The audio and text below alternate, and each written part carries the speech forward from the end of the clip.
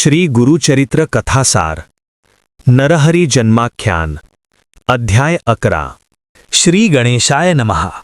सिद्धयोगी नामधारकांना म्हणाले, कुरवपूर येथील मतिमंद ब्राह्मणपुत्र श्रीपादांच्या कृपाप्रसादाने विद्वान झाले। त्यानंतर त्यांच्या मातोश्रींनी गुरु आज्ञेनुसार आयुष्यभर शनिप्रदोष व्रत केले। दुसऱ्या जन्मात त्या करंज गावी वाजसनीय शाखेच्या ब्राह्मणांच्या कन्या झाल्या। अंबा भवानी हे त्यांचे नाव। त्यांचा त्याच गावातील माधव नावाच्या एका ब्राह्मणांशी विवाह झाला। हे दाम्पत्य नित्य प्रदोषसमयी शिवपूजन करत असे। शनिवारी आणि त्रयोदशीला त्यांच्याकडे विशेष शिवपूजा असायची। 16व्या वर्षी अंबा गरोदर राहिल्या। त्यांना एक तेजस्वी पुत्र झाले। ते जन्मापासूनच ओंकाराचा जप करत होते। ब्राह्मणांनी त्यांचे जातक वर्तवले। हे अवतारी पुण्यपुरुष आहेत। हे गुरुरूपाने लोकांना उपदेश करतील। हे अष्टसिद्धी व नवनिधींचे स्वामी होतील। यांच्या दर्शनाने लोक पावन होतील। हे संन्यासी होतील।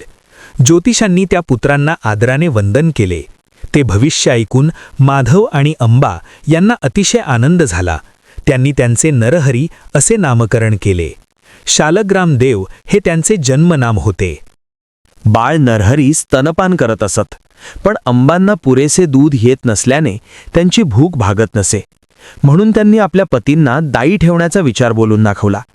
तेव्हा तान्ह्या नरहरींनी आपल्या उजव्या हाताने त्यांच्या स्तनाला स्पर्श केला। तेव्हा त्यांच्या दोन्ही स्तनातून दुधाच्या धारा वाहू लागल्या।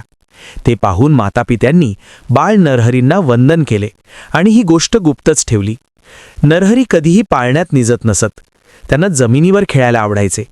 ते 7 वर्षांचे होईपर्यंत ओंकाराशिवाय दुसरे काहीही बोलत नव्हते। म्हणून मातापित्यांनी त्यांना बोलते करण्याचा खूप प्रयत्न केला, पण उपयोग झाला नाही। त्यामुळे ते मुके आहेत की काय अशी त्यांच्या आईवडिलांना चिंता वाटू लागली। 8व्या वर्षी त्यांची मुंज करावी लागणार होती। तेव्हा त्यांना गायत्रीचा उपदेश द्यायचा तरी कसा हाच मुख्य प्रश्न होता। त्यांचे मुकेपण अंबांना सहन होईना। त्यावेळी त्यांना रडताना पाहून नरहरी घरातून लोखंडी वस्तू घेऊन आले। ती लोखंडी वस्तू तात्काळ सोन्याची झाली। ते पाहून मातापित्यांना मोठे आश्चर्य वाटले। त्यानंतर त्यांच्या आईवडिलांनी आणखी काही लोखंडी वस्तू नरहरींच्या हाती दिल्या आणि काय आश्चर्य, त्याही सोन्याच्या झाल्या। तेव्हा उभयतांनी नरहरींना दृढ आलिंगन दिले व म्हणाले, तुमचे बोल ऐकण्यासाठी आम्ही आतुरलो आहोत। त्यावर नरहरी हसले। नरहरींनी जानवे, शेंडी, कटीमेखला यांच्या खुणा करून मी मुंज झाल्यावर बोलीन असे सुचवले।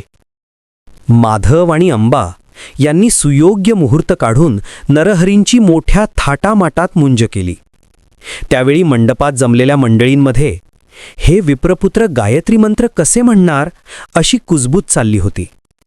मौजी बंधनाचे सर्व विधी यथासांग पार पडले। माधवांनी नरहरींना गायत्रीचा उपदेश केला।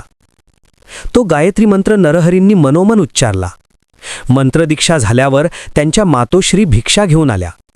त्यांनी पहिली भिक्षा घालताच ते ऋग्वेद म्हणू लागले, दुसरी भिक्षा घालताच यजुर्वेद, तर तिसरी भिक्षा घालताच सामवेद म्हणू लागले।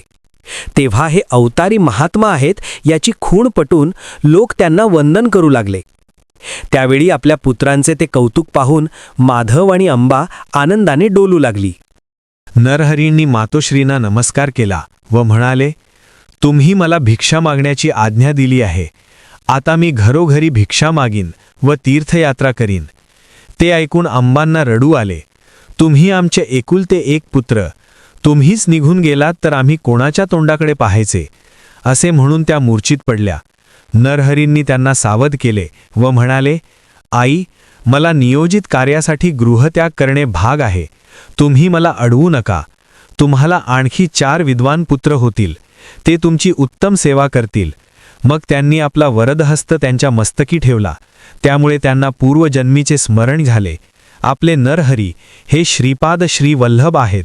आपण त्यांचे नित्य प्रदोषसमयी पूजन करायचो, म्हणून या जन्मात ते आपल्या पुत्रांच्या रूपाने प्रकट झाले आहे हे त्यांनी ओळखले। नरहरी त्यांना म्हणाले, मातोश्री, मी तुम्हाला जाणीवपूर्वक हे ज्ञान दिले आहेत, याची कुठेही वाचता करू नका। मी संन्यासी असल्यामुळे तीर्थयात्रा करण्यासाठी निघणार आहे। मला निरोप द्या। पण त्या संमती देईनात। त्या म्हणाल्या, नरहरी, तुम्ही गेलात की पुन्हा दिसणार नाही। अल्पवयात संन्यास घेणे योग्य नाही. धर्मशास्त्राला अनुसरून वागावे. ब्रह्मचर्य, गृहस्थ, वानप्रस्थ या क्रमाने नंतर संन्यास घेणे योग्य आहे. आधी इंद्रिय तृप्त करावीत, जीवन समृद्धपणे जगावे आणि मगच तपश्चर्येची वाट धरावी. सिद्धयोगी म्हणाले, नामधारक, अंबांचे बोलणे ऐकून नरहरींनी त्यांना जे तत्वज्ञान सांगितले तेच मी तुम्हाला सांगणार आहे. ते लक्षपूर्वक ऐका. श्री गुरुचरित्र कथासार अध्याय 11 समाप्त.